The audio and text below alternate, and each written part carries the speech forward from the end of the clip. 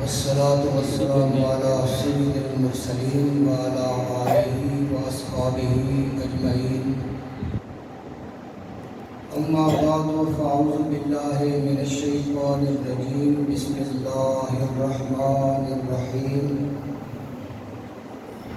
واعتصموا بحبل الله جميعا. صدق الله مولانا العظيم وصدق رسوله النبي الكريم. إن الله وملائكته يصلون على النبي يا أيها الذين آمنوا صلوا عليه وسلموا تسليما. اللهم صل على سيدنا ومولانا محمد وبارك وسلم. الصلاة والسلام عليك يا سيدي يا رسول الله وعلى آلك وأصحابك يا حبيب الله. بعد الحمد والصلاة علماء، مشائخ، حاضرین محفل، اللہ تعالیٰ کا بڑا احسان ہے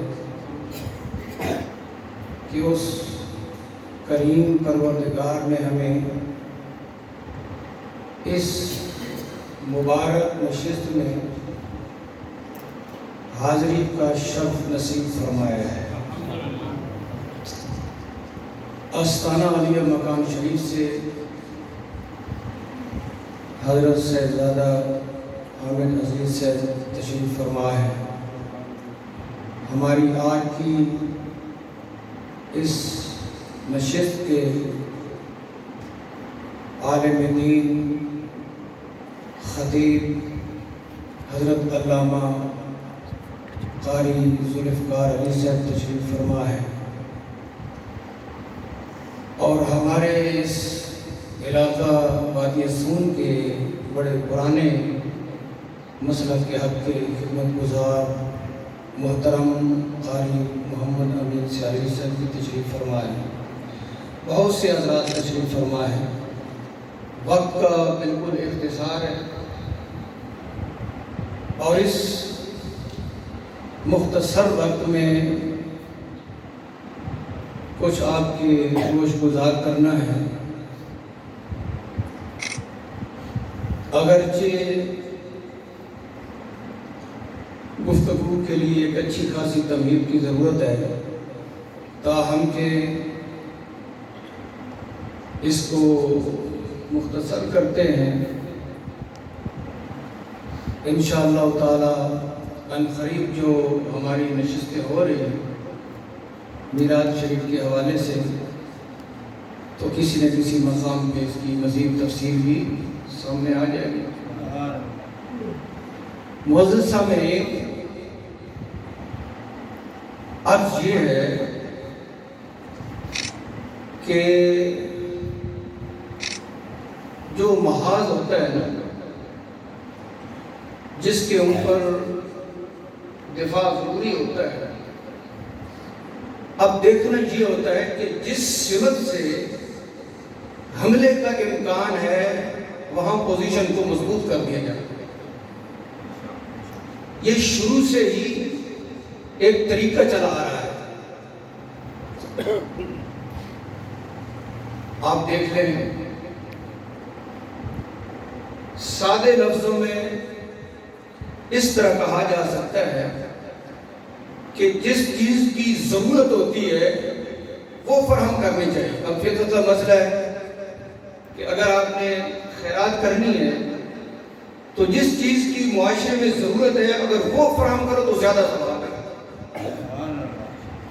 مثلا لوگوں کو بھوک لگی ہے، روٹی کا انتظام کرنا ہے، اگر آپ پیسے دیتے ہو آٹا نایاب ہے تو اس کے بدلے میں اگر آٹا فراہم کرو تو زیادہ ثواب. اب اس وقت میں اور اس دور میں جس سے ہم گزر رہے ہیں، مسلک حق اہل سنت کی جو تشریحات ہیں اس کے اندر بہت زیادہ دھاندلی کی جا رہی ہے. میں تھوڑا سا اس کی طرف آپ حضرات کو متوجہ کرنا چاہتا ہوں تاکہ ہم صراط مستقیم کے اوپر رہتے ہوئے اپنے نظریات اور ایمان کی حفاظت کریں۔ جو آیت کریمہ میں نے آپ کے سامنے تلاوت کی ہے، وَاعْتَصِمُوا بِحَبْلِ اللَّهِ جَمِيعًا، خالق کائنات جل جلالہ و عظم نوالہ نے ارشاد فرمایا کہ اللہ کی رسی کو تم سب مل کر مضبوطی سے پکڑ لو، وَلَا تَفَرَّقُوا، اور تفرقہ میں نہ پڑو۔ آپ نے ذرا توجہ زیادہ رکھنی ہے، کیونکہ جب مختصر کلام کرنا ہے تو پھر توجہ کی زیادہ ضرورت ہے۔ تو انشاءاللہ اللہ کے فضل و کرم سے اللہ کے گھر میں موجود ہیں، جب توجہ بھی ہوگی، نیت بھی ہوگی، تو بات ضرور دل کے اوپر دستک دے گی۔ معزز سامعین، اب اس آیت کی جو تفسیر ہے وہ معاشرے میں بہت غلط کی جا رہی ہے، وہ میں تھوڑا سا آپ کو بتاتا ہوں۔ اللہ کی رسی کو مضبوطی سے پکڑ لو، دین اسلام کو مضبوطی سے پکڑ لو اور تفریقہ میں نہ پڑو۔ اب اس دور میں بہت سے لوگ، یہ کہا جا سکتا ہے کہ جنہوں نے غلطی کھائی انہوں نے کیا کیا؟ یہاں مسئلہ تو یہ ہے کہ تفریقہ میں نہ پڑو، اور جو تفریقہ میں پڑ گئے ہیں ان کو سمجھاؤ، اگر نہیں سمجھتے تو ان کو چھوڑ دو۔ یہ توجہ رکھنی ہے آپ لوگوں نے۔ اس کے علاوہ اگر کوئی تفسیر ہو اس کی تو بندہ حاضر ہے، اس کے اوپر تفاسیر موجود ہیں، اور وہ تفاسیر بیان کرنے والے شیخ الاسلام خواجہ قمر الدین سیالوی جیسے، اعلیٰ حضرت عظیم البرکت امام احمد رضا جیسے موجود ہے، سیدنا حضرت پیر مہر علی شاہ جیسے موجود ہیں۔ اس لیے علماء اور مشائخ کی موجودگی میں بندے ناچیز ڈنکے کی چوٹ پر مسئلہ کے حق اہل سنت کی ترجمانی کر رہا ہے، اور اگر لوگوں نے اہل سنت کا نام لے کر خاندری کی تو ہمیں دکھ لگے گا، یا اپنے آپ کو اہل سنت نہ کہیں۔ اگر اہل سنت کہتے ہیں تو جو تفسیر بنتی ہے اس کو بیان کریں، کوئی اور تفسیر ہم نہیں کرنے دیں گے۔ اولیاء اللہ کا ہاتھ ہمارے اوپر ہے، اور میں آپ کو عرض کروں، ید اللہ علی الجماعہ، میرے بھائی، اللہ کا ہاتھ جماعت کے اوپر ہے۔ جس جماعت کے اوپر ہے وہ جماعت اہل سنت و جماعت، اللہ کا ہاتھ ہمارے سر پہ۔ اس لیے کیا گھبرانے کی بات ہے؟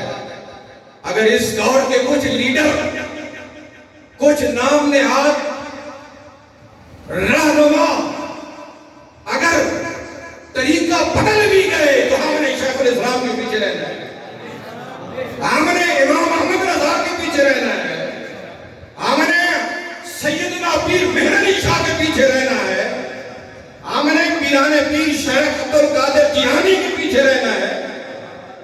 ان ہستیوں کے برعکس اگر کوئی بات ہو تو علوی کے ساتھ بات کر سکتا ہے۔ کیا بات۔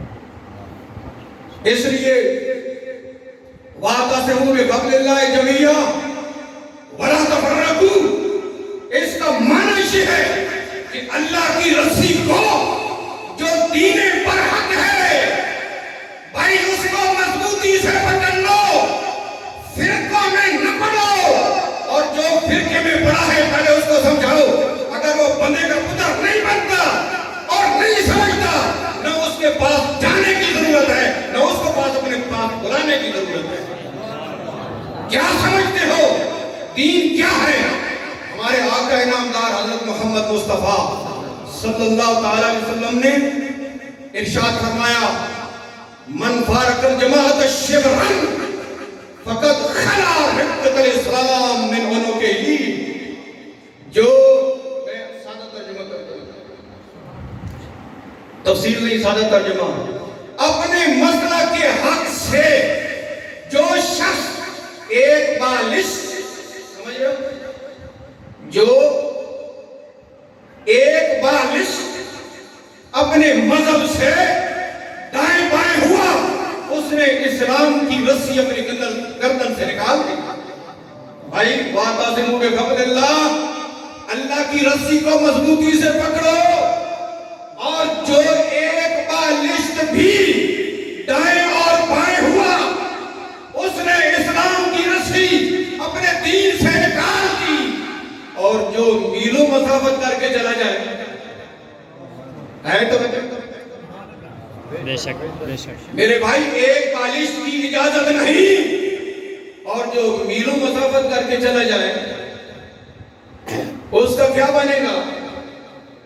میں تو حیران ہوتا ہوں کہ رسول اللہ صلی اللہ تعالی علیہ وسلم نے ارشاد فرمایا من وقر صاحب بدعہ فقد اعانا علی ہدم الاسلام. توجہ رکھنا، ہم اہل سنت ہیں، اور جو اہل سنت کے بعد سوائے وہ اہل بدعہ ہیں. وہ بدعت ہیں، اہل بدعت ہیں، ہم اہل سنت ہیں. اور فرمان رسول پاک صلی اللہ علیہ وسلم کا کہ جس شخص نے اہل سنت کے ما سوا کی عزت کی، اس نے دین کو گرانے پر بہت بڑی مدد کی، خیروں کی. اس نے اپنے دین کو گرا دیا جس نے اہل بدعت کی تعظیم اور عزت کی. علامہ اسماعیل حقی نے ایک بات لکھی ہے، میں حیران ہو گیا. لوگ کہتے ہیں ایک سوال بنایا گیا، سوال دیکھنا، توجہ رکھنا.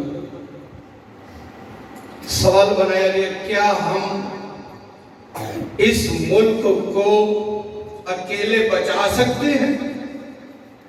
نہیں. جواب کیا ہے؟ نہیں. تو پھر ہمیں دوسروں کے ساتھ ملنے کی ضرورت بھی ہے اور ان کو ساتھ ملانے کی ضرورت بھی ہے.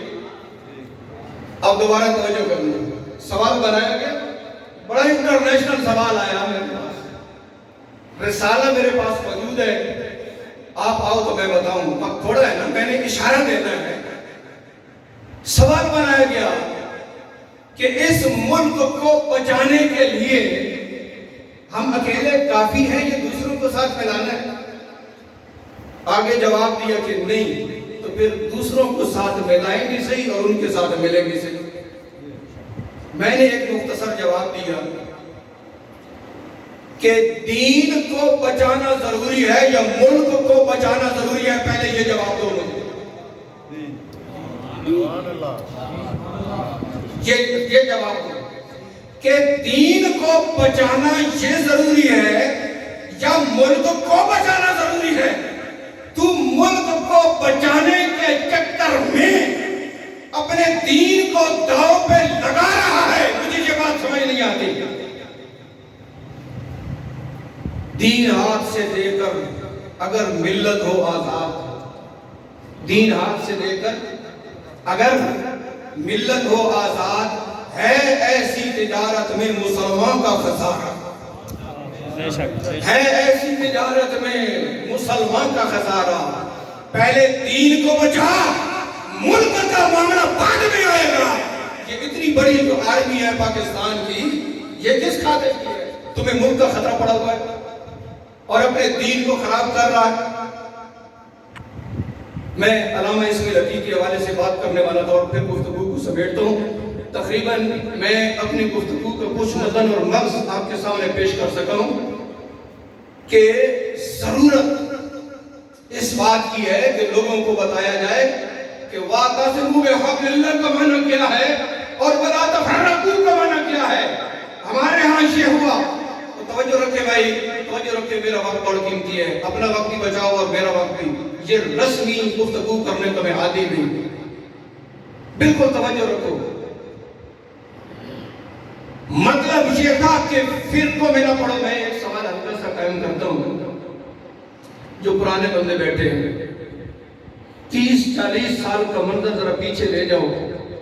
دن بدن فرقہ واریت بڑھ رہی ہے یا گھٹ رہی ہے؟ ذرا ایمان سے بتانا. بڑھ رہی ہے نا. خانقاہیں بڑھ رہی ہیں, مدرسے بڑھ رہے ہیں, مساجد بڑھ رہی ہیں, فرقہ واریت بھی بڑھ رہی ہے. کبھی سوچا ہے کیا ہو رہا ہے؟ مدارس بڑھ رہے ہیں, خانقاہیں بڑھ رہی ہیں, فرقہ واریت بھی بڑھ رہی ہے. اگرچہ خود ہے جماعت کی آستینوں میں, مجھے ہے حکم لا الہ الا اللہ. اللہ اکبر. یا رسول اللہ. اب اس کی تفصیل بہت زیادہ ہے, میں نے اشارہ دے دیا ہے. میں حیران ہو گیا اسی آیت کے تحت. مفسرین نے بہت کچھ لکھا ہے. حضرات توجہ رکھیں.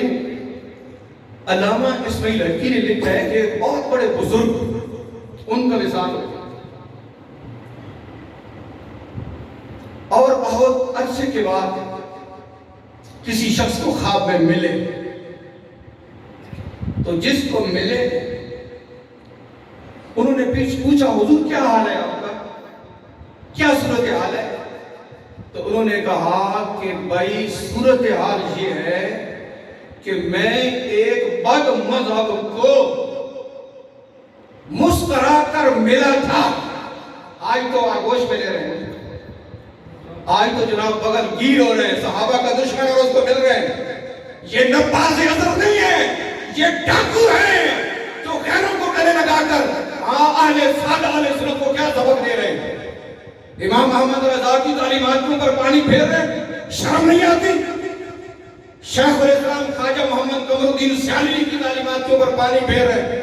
اس دور کے نام نہاد ملا, پیر اور لیڈر یہ ساری دھاندلی کر رہے ہیں. جو میں نے کہا کہ آپ نے خود بتایا کہ فرقہ واریت بڑھ رہی ہے, اس لیے بڑھ رہی ہے کہ سچی بات کرتے نہیں. میں کہتا ہوں کہ آج حضور شیخ الاسلام کی بات کے اوپر آ جاؤ, میں تمہیں دکھاؤں گا خود کہ فرقہ واریت بڑھتی ہے یا نہیں بڑھتی. امام احمد رضا کی بات پر آ جاؤ, امام اعظم ابو حنیفہ کی بات پہ آ جاؤ.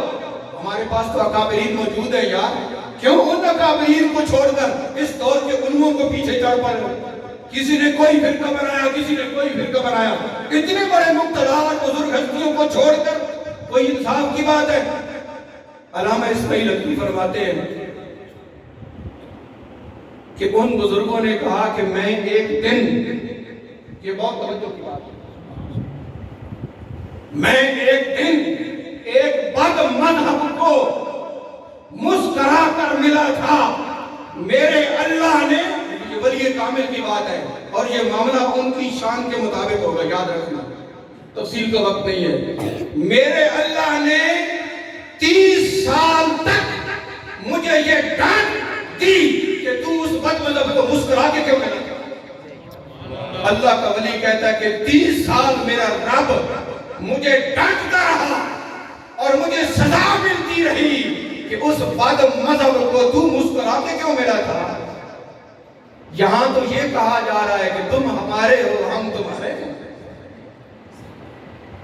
معزز سامعین کرام, تو چونکہ قرآن حکیم کی تفسیر کے ساتھ دھاندلی کی جا رہی تھی, وَاعْتَصِمُوا بِحَبْلِ اللَّهِ جَمِيعًا کا ترجمہ غلط کر کے اور قوم کو یہ بتایا جا رہا ہے کہ اللہ نے فرمایا کہ اللہ کی رسی کو مضبوطی سے پکڑو, لہذا سب اکٹھے ہو جاؤ. میں تم سے پوچھتا ہوں, انصاف سے بتاؤ کہ جو صحابہ کا دشمن ہے اس کے ہاتھ میں اللہ کی رسی ہے؟ بتاؤ. جو صحابہ کا دشمن ہے اس کے ہاتھ میں اللہ کی رسی ہے؟ جو اہل بیت کا دشمن ہے اس کے ہاتھ میں اللہ کی رسی ہے؟ تو یہاں تو یہ فرمایا گیا کہ اللہ کی رسی کو مضبوطی سے پکڑو, یہ نہیں کہ جو رسی سے دور ہے ان کی جھولی میں جا کر رہے. یہ تو نہیں فرمایا گیا. تو جن کے ہاتھ میں اللہ کی رسی ہے ان کے ساتھ مل کر تم اللہ کی رسی کو مضبوطی سے پکڑو. ارشاد کچھ اور ہے اور کسی اور طرف جا رہے ہیں. معلوم نہیں ہے یہ خوش آمد ہے کہ حقیقت. معلوم نہیں ہے یہ خوشامد ہے کہ حقیقت؟ کہہ دے کوئی الو کو اگر رات کا شہباز، کہہ دے کوئی الو کو اگر رات کا شہباز۔ میں نے کہا کہ ہم حضور شیخ الاسلام کے غلام ہیں، امام احمد رضا کے غلام ہیں، پیر مہر شاہ کے غلام ہیں، کسی الو کو رات کا شہباز نہیں کہیں گے، کسی الو کو رات کا شہباز نہیں کہیں گے۔ اور امت مسلمہ کے ساتھ، اہل سنت کے ساتھ جو دھوکہ کرنے والا ہے اس کو نپاک نہیں کہیں گے، ڈاکو کہیں گے۔ میں نے جتنی بات کی میں نے خلاصہ عرض کیا، اور تفصیل انہی دنوں میں قریب میرے خطابات ہیں، اس کی تفصیل آپ نیٹ پہ بھی، اور جن کو پتہ چلے گا براہ راست بھی آپ سماعت فرمائیں گے۔ جتنی میں نے عرض کی ہے الحمدللہ تعالی ہمارے پاس اس کے شواہد موجود ہیں، اور جو بات کی ہے وہ اللہ اور اس کے رسول کے حکم کے مطابق کی ہے۔ یہ سچی بات ہے نا کہ ہم اہل سنت ہیں؟ بولو ذرا آخری جملے، ہم اہل سنت ہیں، اور اہل سنت حق ہیں یا نہیں ہیں؟ اہل سنت حق ہیں۔